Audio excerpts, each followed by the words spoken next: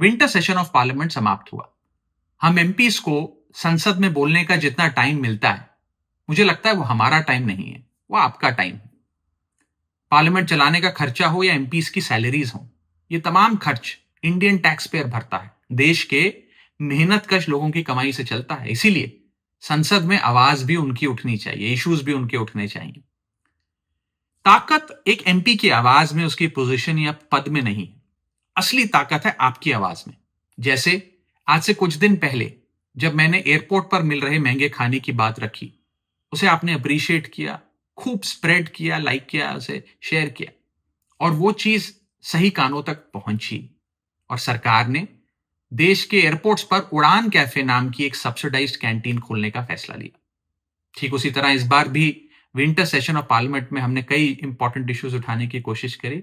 मुझे उम्मीद है कि उस पर भी कार्रवाई जरूर होगी। इस बार इस सत्र में हमने एक गिग वर्कर्स की हालातों को लेकर बात रखी, यानी कि जोमैटो, स्विगी या ब्लिंकिट, जेप्टो के जो डिलीवरी पार्टनर्स हैं, राइडर्स हैं, उनकी बात रखी।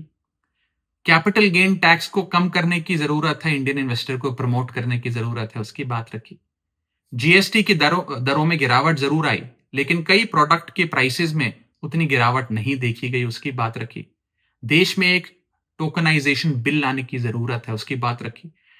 डिजिटल कंटेंट क्रिएटर्स जो कॉपीराइट स्ट्राइक से परेशान हैं, उनके कंसर्न्स को हाउस में रखा।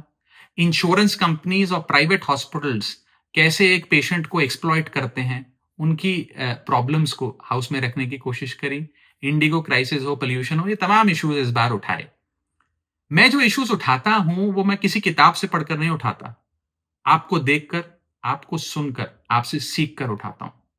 मैं उम्मीद करता हूं कि अगले सेशन ऑफ पार्लियामेंट में भी मैं आपके इश्यूज उठा सकूं। आप प्लीज मुझे बताते रहिए, अपने इश्यूज भी, अपने कंसर्न्स भी, और अपने सुझाव, अपने सजेशंस भी। Thank you so much. जय हिंद।